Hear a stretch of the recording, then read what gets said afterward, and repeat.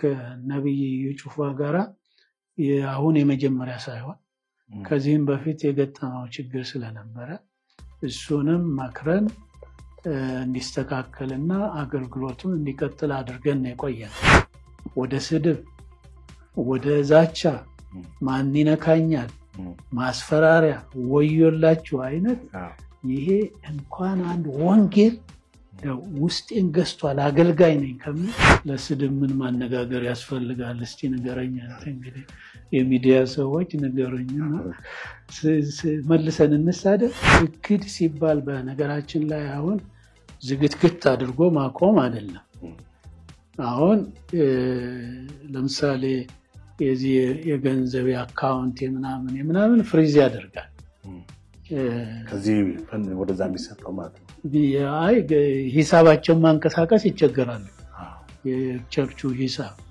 ይንቀሳቀስ አይችልም ከዚያ ውጭ አሁን አምልኮ ይቆማል የት ላይ ነው የታጀበ ሐዋርያ ነብይ ያለው የት ላይ ነው ስለተፈወሰች አንድ ሴት ብር ክፋይ የምትባለው ለመጸለይ ጸልዩልኝ እንድጸልይልሽ የናምጪ የምትባለው 5000 የምታመጡ በዚህ 10000 በዚህ የሚባለው የት ላይ ነው ከ66ቱ ነው ይሄ ዘይት መሸጥ ምናምን ዩጩፋ ብቻ አይደለም ሌሎች አሉ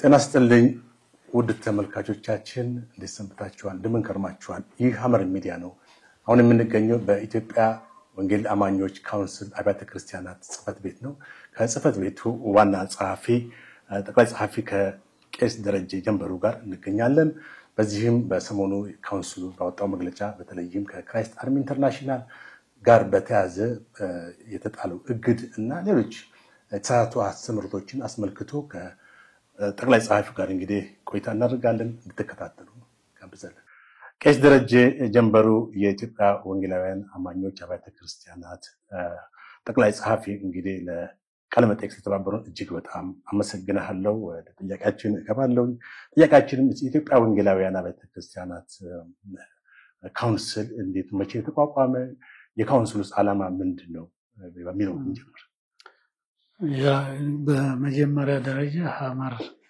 ሚዲያ ለማመስገን ወዳለሁ ጊዜ ወስዳችሁ ለመጠየቅ ለማነጋገርም ፈቅዳችሁ ስለመጣችሁ በካውንስሉ ስም አመሰግናለሁ ስማችን የኢትዮጵያ ወንጌል አማኞች አብያተ ክርስቲያናት ካውንስል ነው የሚለውና አንዳንዴ ወደፊትና ወደኋላ ስለሚሆን ላስተካክል ብዬ ነው ለማንኛውም እንግዲህ የኢትዮጵያ ወንጌል አማኞች አብያተ ክርስቲያናት ከተቋቋመ ወደ 5 ዓመት ያላነሰ እድሜ ቆይተናል በኢትዮጵያ ፌደራላዊ ዲሞክራሲያዊ ሪፐብሊክ የፓርላማ ህጋዊ ዕውቅና ካገኘ እንግዲህ በ12 መጨረሻ ላይ ነው 2012 ላይ 8ኛ ወር ላይ የሆነ ነገር ነውና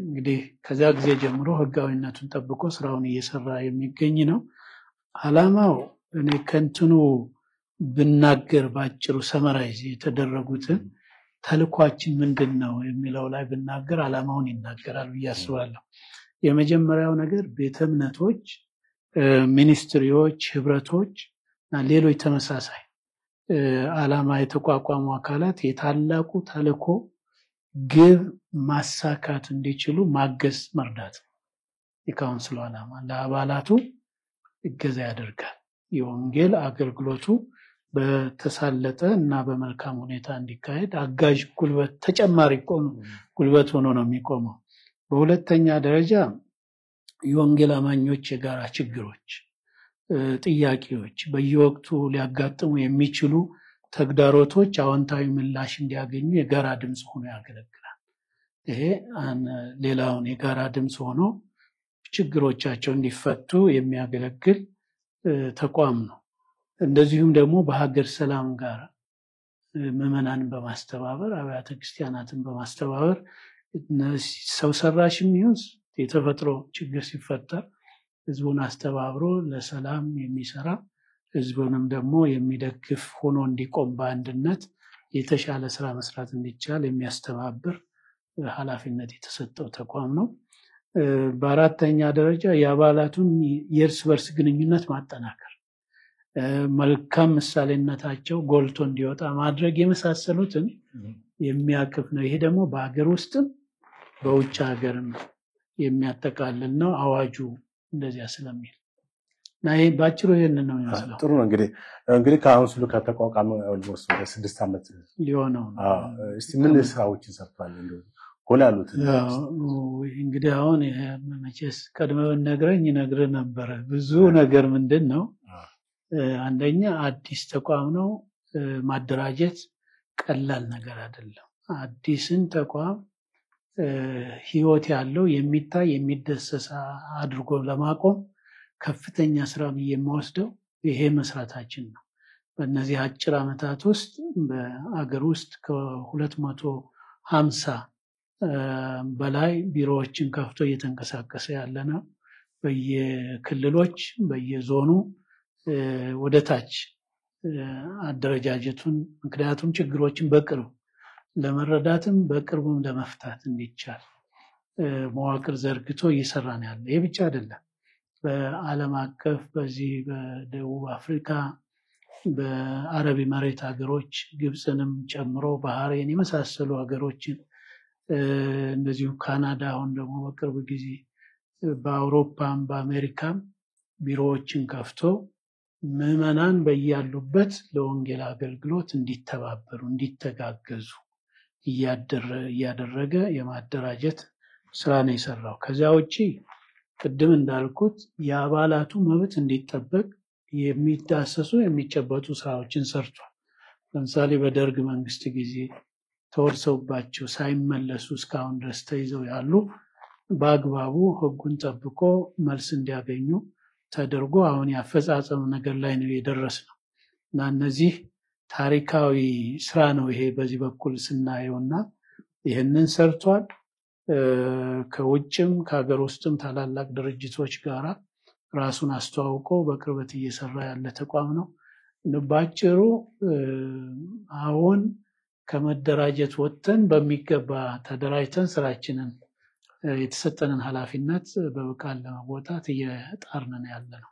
ጥሩ እንግዲህ ወደ ሰሞኑ አስተምረናል። በሌላ በኩል ዋና የረሳሁት ነገር ቢኖር ይሄ መጽሐፍ ቅዱሳዊ ከደንባችንም ተነስተን አባላቱ በየጊዜው ትምህርት እንዲያገኙ ቴዎሎጂያንስ እየጠራን አስተማሪዎችን እየጋበዝ በተለያየ ጊዜ በወርክሾፕ በትሬኒንግ በተለያየ መልክ ሰጥተናል።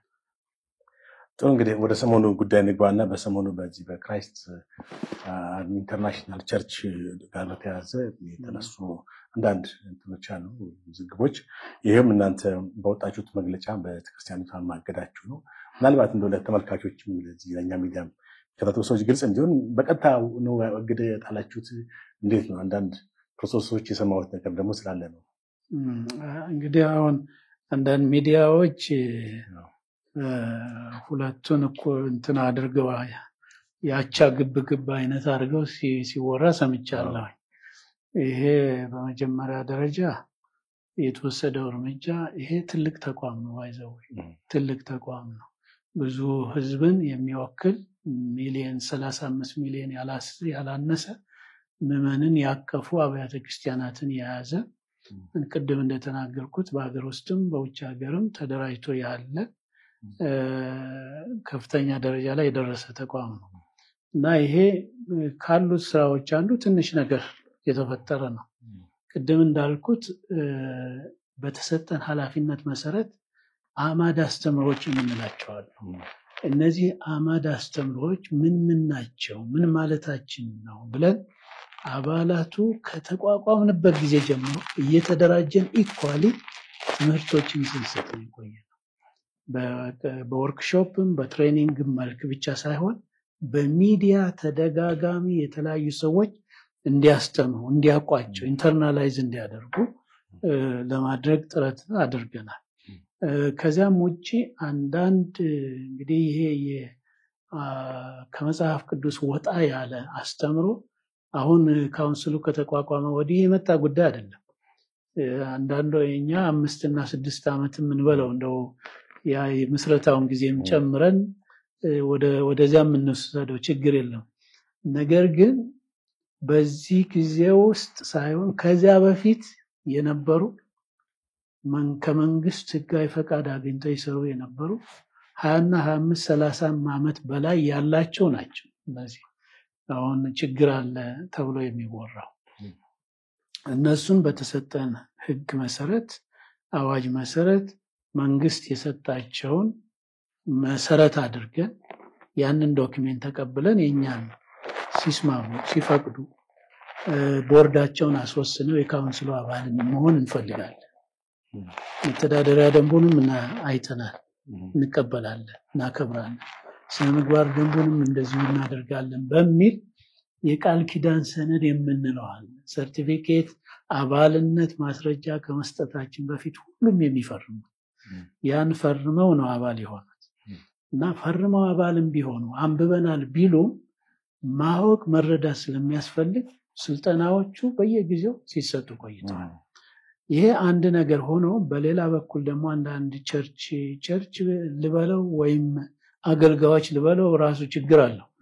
ያው እና እነሱ በሚፈጥሩት ያላስፈላጊ ችግር ምክንያት ከክስም ተመስርተው ክሱ እንዲቆም ካውንስሉ ጣልቃ ገብቶ እነዚህ የኛ አባላቶች ናቸው ስለዚህ ስርዓት እናስይዛለን ብለን እያስተማርንም እየመከርንም አብረን የቆየነው 4 ዓመት በተለይ በደንብ ተሰርቷል ባለፉት 4 ዓመት። ስለዚህ አሁን በዚህ መሰረት ላይ በጊዜው እኔ ውጭ በስራ ጉዳይ ነበርኩኝ። በዚያም በነበርኩበት ጊዜ ስለሆነ አንዳንዶች የአንድ ግለሰብ ውሳኔ ነው ድምጽ ነው ብለው የተናገሩም አሉ። የተቋሙን ማንነት አለማወቅ ወይም አውቆ እንደው የሌለ ስዕል ለመሳል ታስቦ ካልሆነ በስተቀር እንኳን እንደዚህ አይነት ተቋም አናሳ ተቋሞች እኮ ተነጋግረው ወስነው ደንባቸውን አገናዝበው ነው የሚሄዱት። ዝምያውን ጠቅላይ ጸሐፊ ስለሆንኩ ብዙ ኃላፊነት ይሰጠኛል። ኃላፊነቴም ቢሆን እኮ ፕሬዝዳንቱም ሌሎችም እንዲያውቁት ሐሳብ እንዲሰጡ ከአንድ ሰው ሁለት ሰው የተሻለ ሐሳብ ይዞ ስለሚመጣ አድርገን ነው የምንሰራው በጥንቃቄ በምንችለው መጠን። ስለዚህ በጊዜው ያው ሁሉ ተደርጓል። በተለይም ከነብይ ዩጩፋ ጋራ አሁን የመጀመሪያ ሳይሆን ከዚህም በፊት የገጠመው ችግር ስለነበረ እሱንም ማክረን እንዲስተካከልና አገልግሎቱን እንዲቀጥል አድርገን ነው የቆየነው። አሁን ግን የተጀመረበት አካሄዱ በጣም የሚያሳዝን ነው። ምክንያቱም የጽህፈት ቤት ኃላፊው በእለቱ መግለጫ ሊሰጡ የቀረቡት ለሌላ ነገር ሳይሆን በሌሎች ቦታ ስለተፈጠረው ችግር ምናምን ቤተክርስቲያን ተቃጥሎ ነበር። ምዕመናን በስለት ተወግተዋል። ከፍተኛ አደጋ ደርሶባቸዋል። ወለጋ ውስጥ ጅማ ዝቅ ብሎ እንደዚሁም በአፋር አካባቢ የተፈጠረ ስለነበረ ከዚያ ጋር ነው መግለጫ የተሰጠው። በዛን ጊዜ ከሚዲያ ሰዎች የተነሳው ጥያቄ ካስተምሮ ጋር ስለነበረ ለዚያ ጥያቄ መልስ ለመስጠት ስምም ሳይጠራ የማንም ስም ሳይጠራ እርምጃ እንወስዳለን ይሄ ነው እንቀበልም ብሎ ነው የተናገሩት። ስለዚህ በዚያ መሰረት መቆም ነበረበት። ስም እስካልተጠቀሰ እኔ ነኝ ተብሎ አይወጣም። ማስተዋል ይኖርብናል። እና ግን ከዚያ ላይ ተነስቶ መናገር አንድ ነገር ነው። ወደ ስድብ ወደ ዛቻ ማን ይነካኛል ማስፈራሪያ ወዮላችሁ አይነት ይሄ እንኳን አንድ ወንጌል ውስጤን ገዝቷል አገልጋይ ነኝ ከሚል ከደካማ ከምንለው ምዕመን ደካማ ነኝ ብሎ ከሚናገር እኛ ሳይሆን እሱ እኔ ደካማ ነኝ ብሎ እኮ ለሚመን አንደበት የሚወጣ ነው ብዬ አላስብም። እና ተቋምን ያለ አግባብ ስም ጠርቶ መዝለፍ ግለሰብንም ደግሞ ያለ እንትኑ መስጠት አግባብነት የለውምና እኛ የምንሰራው ደንብ አለ። መተዳደሪያ ደንባችን ላይ ቁልጭ ብሎ የተቀመጠ ነገር አለ። በዛ መሰረት ነው ከዛም ላይ ተነስቶ ያ ሁሉ ውርጅብኝ ሲወረደ። ስለዚህ ከዚህ በፊትም የነበረ ምክር ስለነበረ ከዚህ በፊትም በሌሎች ጉዳዮችም ተነጋግረን ስለነበረ እዚህ ላይ ይሄን ያህል ወደ ሌላ ደረጃ ከተደረሰ ይታገድና የጽፈት ቤቱ ኃላፊነት ነው። በነገራችን ላይ ጠቅላይ የዚህ ጽፈት ቤት አግዶ ለቦርድ ከዚያ ቦርዱ ደግሞ አይቶ ለጠቅላላ ጉባኤ ነው የሚያቀርበው። ስለዚህ የመጀመሪያ ስራ ነው ያገኘው። ኢን ሴንስ አሁን በፊት ያገኘ የነበረውን ሰርቪስ ከዚህ ቢሮ ያገኝ ሌሎችም ጊዜያቸውን ጠብቀው ሂደቱን ጠብቀው የሚወሰዱ እርምጃዎች ይኖራሉ እና ያንን ነው ያደረግነው። የተለየ ነገር አልተደረገም። አንድ ግለሰብ ጋር የሚያነጣጥር አይደለም። መተዳደሪያ ደንባችንን የሚለን ከኔ ጀምሮ እንደ ጠቅላይ ጸሐፊ ለዚህ መተዳደሪያ ደንብ ታማኝ ሆኜ መቆም አለብኝ። ያለዚያ መልቀቅ ነው። እዚህ የምሰራው ነገር የለም እና የተቋሙን አሰራር የማስጠበቅ ኃላፊነት የኔ ግዴታ ነው እንደ ጠቅላይ ጸሐፊ። እዚህ ያለሁት ለሌላ ነገር ስላልሆነ የአባላቱን መብት ማስከበር በሚችለው ሁሉ ያለኝን አብረውኝ ያሉን ሁሉ አስተባብሬ መንቀሳቀስ ኃላፊነት ነውና የተደረገው ሁላችንም አውቀን ተነጋግረን። ዘመኑ እኮ የቴክኖሎጂ ዘመን ነው። የትም እንሆን ኢኖ ታይም መነጋገር የምንችለው እና በጋራ የምንወስነው እንኳን ይሄንን የመሰለና ትንሽ ነገሮች እንዲህ ጥያቄ መጥቷል ምን እናድርግ ተመካክረን ነው የምንሰራው እና በዚያ መልክ ነው የተደረገው ማለት ነው። እንዲሁ ለኢንፎርሜሽን ያህል ነው አንዳንድ መረጃ ስለሰማ። ነገር ግን እሱ ማለት ይፋ እኔም ማናገር ነበር ተጠርተው ቢያንስ ሳይናገሩኝ ውሳኔ ወሰኑት ብሎ ተናግሯል። ለስድብ ምን ማነጋገር ያስፈልጋል? እስቲ ንገረኝ። እንግዲህ የሚዲያ ሰዎች ንገሩኝና መልሰን እንሳደብ በዚያ መልክ እኛ የምናደርገው ነገር በተሰጠን ደንብ ላይ ቆመን አግደን። ስለዚህ የቀረበውን ኬዝ እንወስዳለን። የሚወስን ቦዲ አለ ይወስናል። ተሳስታችኋል ጽፈት ቤቱ ካለም እኛ ላይ እርምጃ ወስዳል ማለት ነው ባለው አሰራር። ልክ ከሆነ ደግሞ ልክ ነው። እሱ እኮ ያደረገው እንዲሁ ስም ሳይጠራ ዝም ብሎ እኔ ይመስለኛል እንግዲህ ወጣትነቱም ስላለ ሌላውም ተደማምሮ ሊሆን ይችላልና እኔ በዚህ እድሜ አላስበው። ስጠራ ደርሳለሁ እኮ ስም ሲጠራ ደርሳለሁ። አንደኛ ይሄ ዘይት መሸጥ ምናምን እዩ ጩፋ ብቻ አይደለም ሌሎች አሉ እና ስመጥራስ በምንፈልግበት ጊዜ ኮንጠራለን። ከዚህ በፊትም ያገርናቸው አሉ እስካሁን ድረስ ከቸርቻቸው ውስጥ እያመለኩ ያሉ። ቸርችን መዝጋት ቀላል አይደለም። ህሊናም የሚጠይቀው ነገር የሚወቅስ ነገር አለ። ስለዚህ እነሱ ይቅርታ ጠይቀው እኮ ከቲዮሎጂ ኮሚሽን ጋር ከሌሎችም ኮሚሽኖች ጋር ቁጭ ብለው እየተነጋገሩ ነው ያሉት። ሌላ እርምጃ እነሱ እንደ ኢዩ ቢሆን ኖሮ ወጥተው አካኪ ዘራፍ ማለት ነበረባቸው። አላደረጉም። ወዲያውኑ ጽፈው ይሄ ይቅርታ ይደረግልን ተሳስተናል ካውንስሉ የሚለን ምክር እንቀበላለን፣ በዚህ መሰረት እንኖራለን፣ አንድ እድል ይሰጠን ብለው ነው ያመለከቱት። ስለዚህ ያንን የኛ ዋናው ሐሳባችን ምንድነው? አኮሞዴት እናደርጋለን፣ እናቅፋለን፣ አካል እናደርጋለን፣ at the same time ኮሬክት እናደርጋለን። አኮሞዴቲቭ ኮሬክቲቭ ብለን የሰው ቋንቋ ተውሰን ሁሉ ነው የጀመርነው እና አኮሞዴት ሳላቀርብ ልመክር አልችልም። ገንዘብ ሳቀርበው ግን መደማመጥ መነጋገር እንችላለን። ይሄ ተቋም ካውንስል ያልነው መነጋገሪያ ኢሹአችንን በጋራ አንድ ላይ አምጥተን መወያያ እንዲሆነን ነው ዋናውም ሐሳብ። ስለዚህ ያንን አድርገን እስካሁን ድረስ እኮ እርምጃ አልወሰዳችሁም። በቃ ሁሉን አቅፋችሁ ቄስ ደረጀ እንዴት ነው ነባር ከሚባሉ ሰዎች አንዱ ሆነ እንዴት ከሐሰተኞች ጋር ትቀመጣለህ? በእኔ በራሴ እኮ የተወቀስኩን ነገር የለም። በዚህ ባለው ሁኔታ ነው። ግን ጊዜ መስጠት አለብን፣ ማስተማር አለብን፣ መምከር አለብን፣ መገሰጽ አለብን። ከምንም በላይ መንፈሳዊ አባት እንሁን። እድል እንስጣቸው። ወጣቶች ናቸው፣ ነገ ያድጋሉ። ነገ ተሻሽለው ጠቃሚ ለቤተ ክርስቲያን ለሀገር ዜጋ ይሆናሉ የሚል አቋም ስላለ ያ ደግሞ ትዕግስት ይጠይቃል፣ ጊዜ ይጠይቃል ከሚል አንፃር እነዚህን ዓመታት በተለያየ መልክ ሴንሲቲቭ በሆነ መልኩ እንዲሁም ሳንዘነጋ፣ ምክንያቱም የስነ መለኮት ጉዳይ የእምነት ጉዳይ ዝም ብሎ እንደሌላው ነገር የምትደራደረው አይደለም።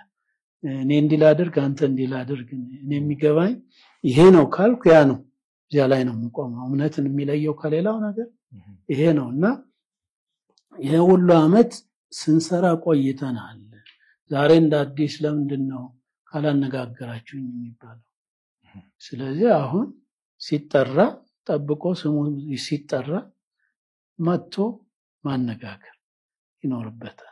ያ ግን እዚያ ለመድረስ ሌላ ሂደት ያጠፋውን ማስተካከል አስተዋይነት ነው ብዬ አስባለሁ። ጥሩ እንግዲህ ያው ውሳኔ ወስናችኋል፣ ቤተክርስቲያን አርግዳችኋል። ግን ምን ያክል ተግባራዊ እንዳልሆነ ይታወቃል።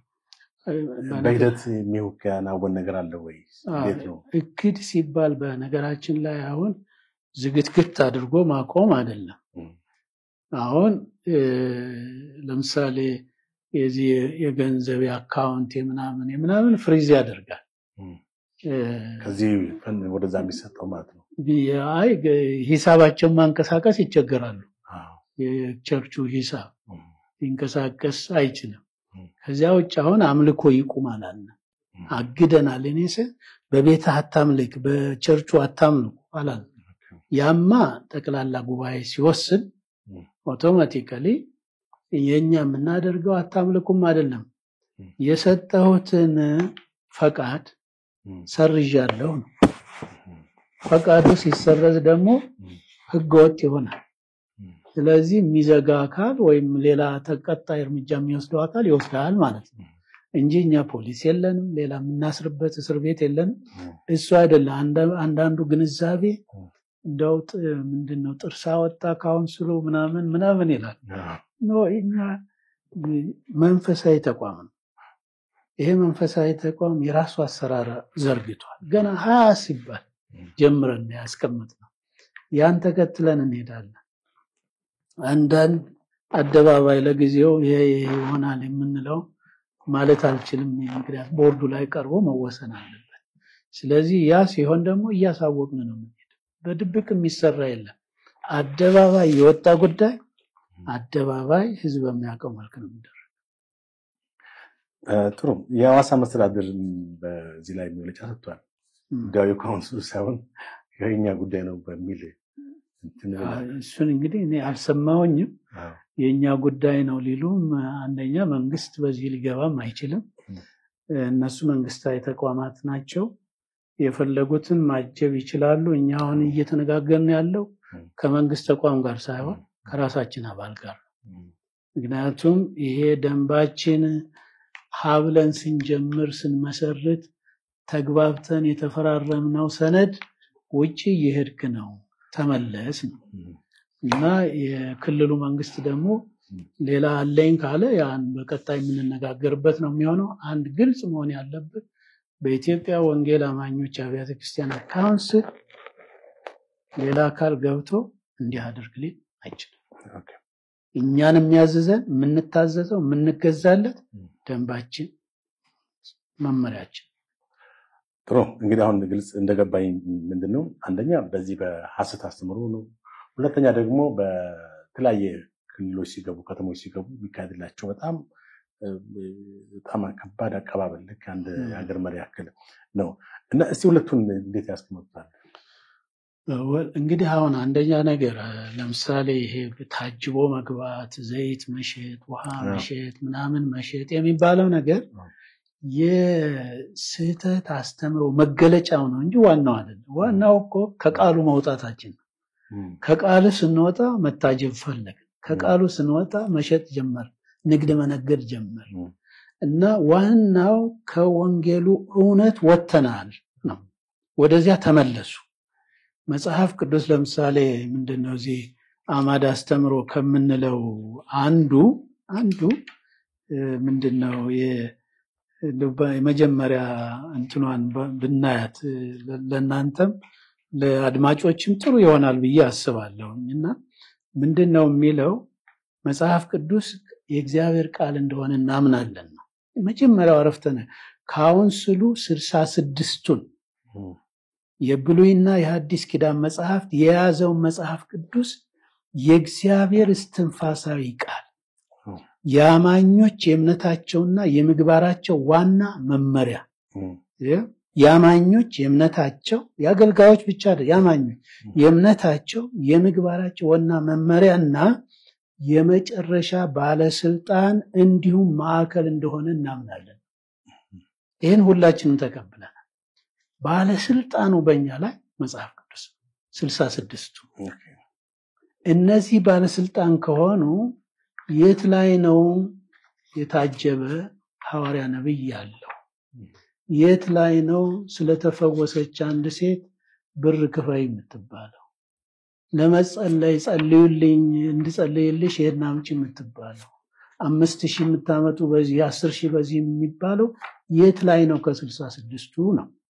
አሁን እኛ እነዚህ መገለጫዎቹ ላይ ነው ብዙ ሰው የሚያወራ። የኛ ግን ከቃሉ ውስጥ የለም። የሌለ ነገር መኖርም ማድረግም ማስተማርም አንችልም። ይሄ ወደዚህ ወደ ዋናው ነገር ሲመጣ ይሄ ሁሉ የለም ማለት ነው።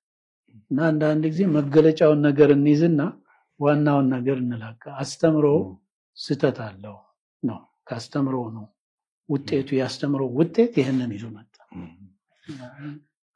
ጥሩ እንግዲህ በተመሳሳይ በልክ ከዩጭፋም ሌላ በርካታ ቸርች ከፍተው የሚያገለግሉ እና በጣም በተለያዩ ማህበራዊ ሚዲያ ላይም እንደው አንዳንድ ጊዜ ትንሽ መሳለቂያ የሚሆንባቸው ሁኔታዎችን እንመለከታለን እና እንዴት ነው እነዚህ ቸርቾችስ የምትከታተሏቸው? ቅድም አንስተዋል ዘይት፣ ውሃ፣ የተለያዩ ማቴሪያሎችን በመሸጥም ህዝቡን እናገለግላለን የሚሉ አሉ። እንዴት ነው እናንተ አጠቃላይ ይሄን አሁን እንግዲህ ቅድም እንዳልኩት መጽሐፍ ቅዱስ 66ቱ ከሌለ የለም ማለት አንቀበልም ማለት ነው። መጽሐፍ ቅዱስ ውስጥ የሌለ የለም። ለምሳሌ አንድ ማስታውን ስንነጋገር ትዝም ይለኛል። ነማኒ የሚባል የሶሪያው ጀነራል ነበር። ሁለተኛ ነገሥት ምዕራፍ 5 ላይ የሚገኝ ታሪክ ነው እና ይሄ ሰውዬ ወደ ኤልሳ ከለምጹ ለመዳን ነው የመጣው። ብዙ ነገር ጭኖ ስጦታ ጭኖ ነው የመጣው። ከተፈወሰ በኋላ ለነብዩ ሊሰጠው ሲል አልቀበልም። የእግዚአብሔርን ስጦታ በገንዘብ አይደለም እምቢ ነው ያለው እና ከዚያ ጋዝ የሱ በአገልጋይ ሎሌ የነበረው አይቶ እንዴት ጌታዬ ሳይቀበለው የን ሁሉ ሀብት ይዞ መጥቶ ወርቅ ይዞ መጥቶ እንዴት ዝም ብሎ ይለቀዋል ብሎ ሩጦ ተከትሎ ተቀበለ። ያ እንግዲህ ጋዝ ላይ የደረሰውን እናስታውሳለን። ይሄ እንኳን በፍጹም አንቀበልም። ለምን? የእግዚአብሔር የሰጠን ስጦታ ለሌላው አገልግሎት እንጂ ለኔ መነገጃ አይደለም። እኔ ትርፍ አግኝቼ ባለሀብት ለሆነበት ህንጻ ልሰራበት አይደለም በጭራሽ። ስለዚህ ይሄ ግልጽ መሆን አለበት። ይሄ አይነት አስተምሮ ችግር እየፈጠረ ያለው እሱ ስለሆነ አሁን ቅድም እንዳልኩት ነብይ እዩ ጩፋ በራሱ ዝም ብሎ ተነስቶ ያንን ስላለ ነው እንጂ ሌሎችም እኮ አስላሉ አብሮ እየታየ ያለ ነገር ነው። ጥቂት ቢቆይ ኖሮ ያንን ይደርስበት ነበር። በግልጽ ምንድነው በቃልም ብቻም ሳይሆን በጽሁፍ ሁሉ ተሰጥቶት መልስ እንዲሰጥ ይደረጋል። ጥሩ እንግዲህ ጥያቄን እየተጠናቀቅኩ ነው።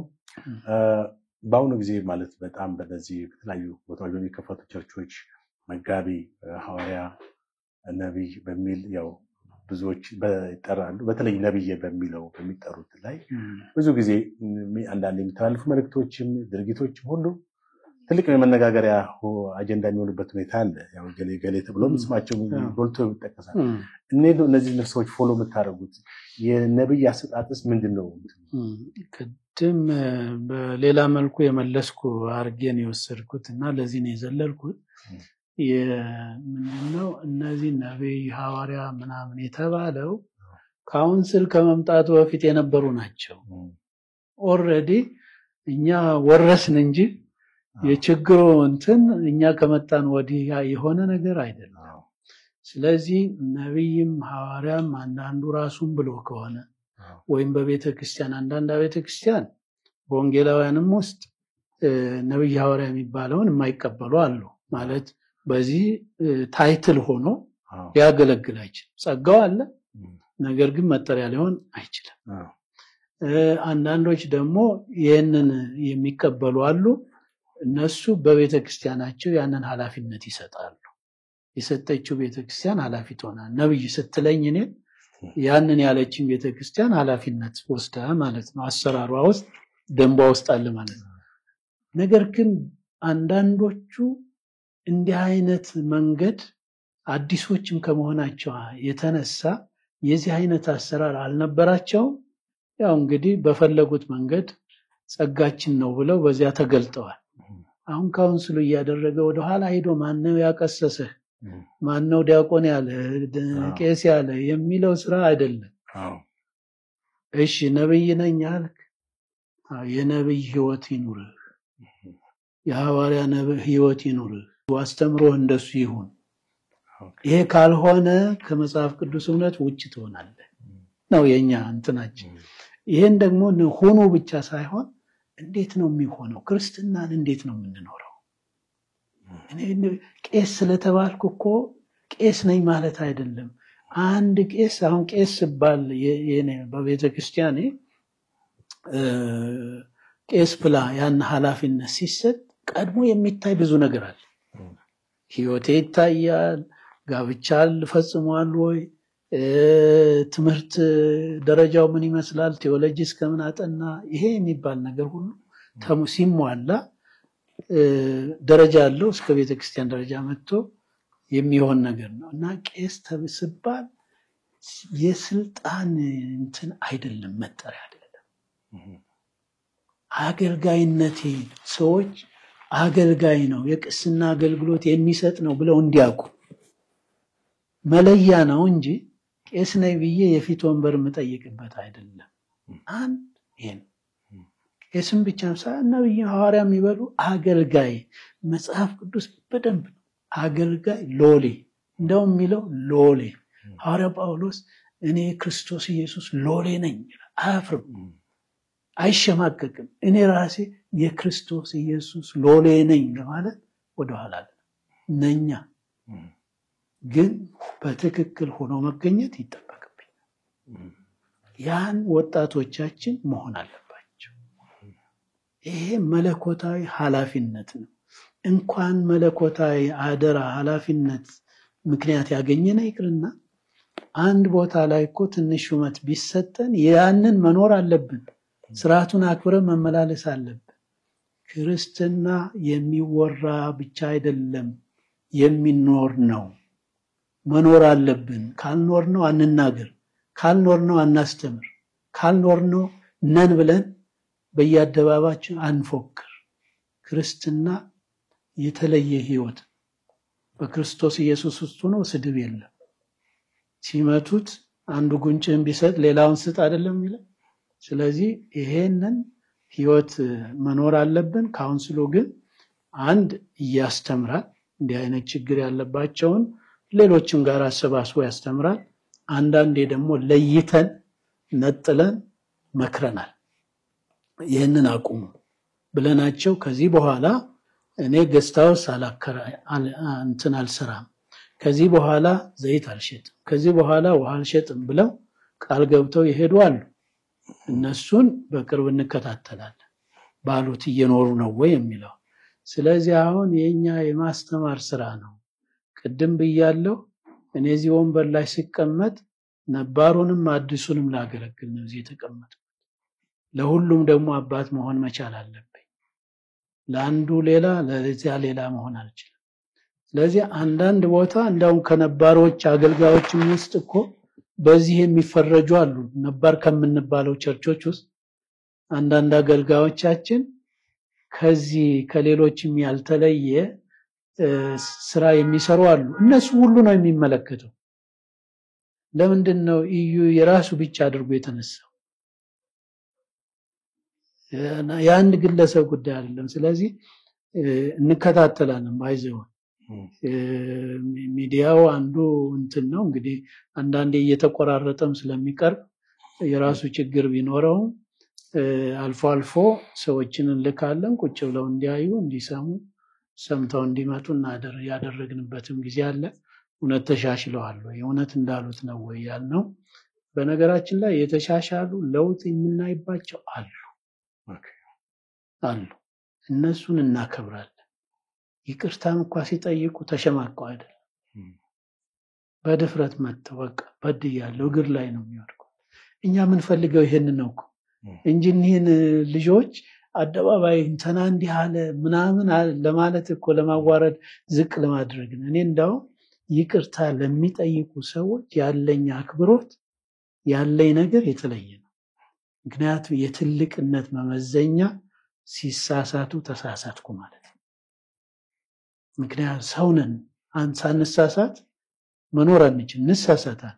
ስንሳሳት ግን አድሚት ማድረግ መቀበል ትክክል ነው ብዬ ነው የማስበው። ጥሩ እንግዲህ እርስዎ በጣም በረጅም ዓመት በዚህ በወንጌል እምነት ውስጥ ኖረዋል። ከደርግ በስርዓት ወይም ከዛ በፊት ሊሆን ይችላል በአስቸጋሪ ሁኔታ ማለትም የነጻነት ባልነበረበት ወቅት የነበረውን እምነትም ያውቁታል። የአማኞች ሁኔታ አሁን ደግሞ ያለውን ከነጻነት በኋላ ያውቁታል። በዛን ጊዜ በጣም ጥሩ ነገሮች ይወራሉ እንግዲህ ብዙ ጊዜ በተለያዩ መድረኮች ላይ።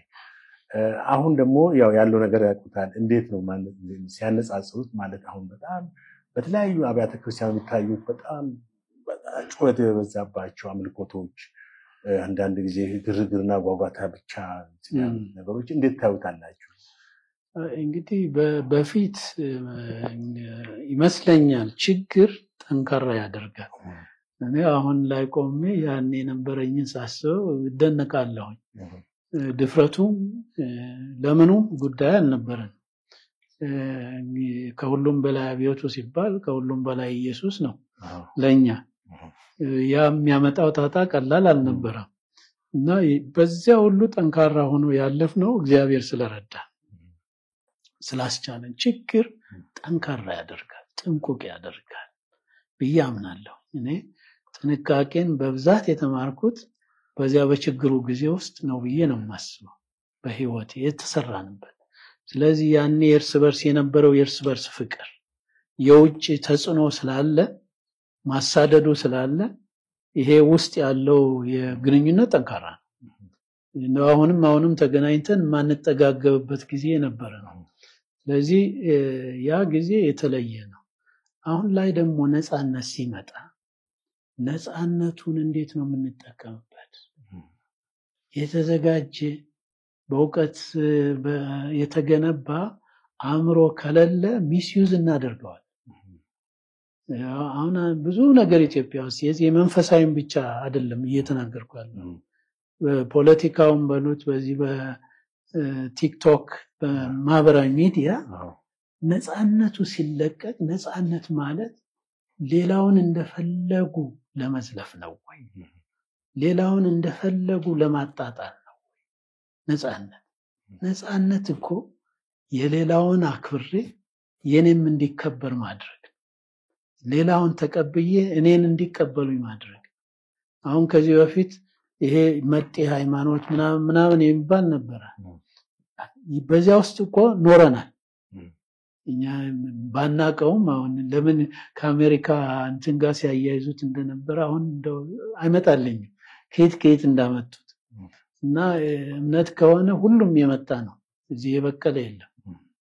ስለዚህ በሌላውም ብናይ ዋናው ነገር ግን ትልቁ ነገር የነጻነትን እንዴት እንደምንጠቀም አለማወቅ። ሁለተኛ ቁጭ ብሎ መጽሐፍ ቅዱስን አለማወቅ። መጽሐፍ ቅዱስን ካልተማር ያልተማርነው አስተማሪ ሆነን ስንቆም ማንሰራው ስህተት የለም። ይሄን ምንድነው የምትሉት ማይክ የድምጽ ማጉያ ሲያዝ አንዳንዶቹ በቃ ሌላ ዓለም ውስጥ ያሉ ነው የሚመስሉ። የለም ማይኩንም ሲይዝ ማይኩንም ባልያዝኩበት ጊዜ የሀገሪቱ ሕግ ይገዛኛል፣ የእግዚአብሔር ቃል ይገዛኛል። ይሄን እያስተዋልኩ ነው ማይኩንም መጠቀም ያለብኝ። ይሄ ካልሆነ የሚጎለኝ ነገር አለ ማለት ነው። እና አንዳንዶች ችግር መጽሐፍ ቅዱስ ትምህርት ቤት ገብተው በቂ ትምህርት ያገኙ አይመስልም።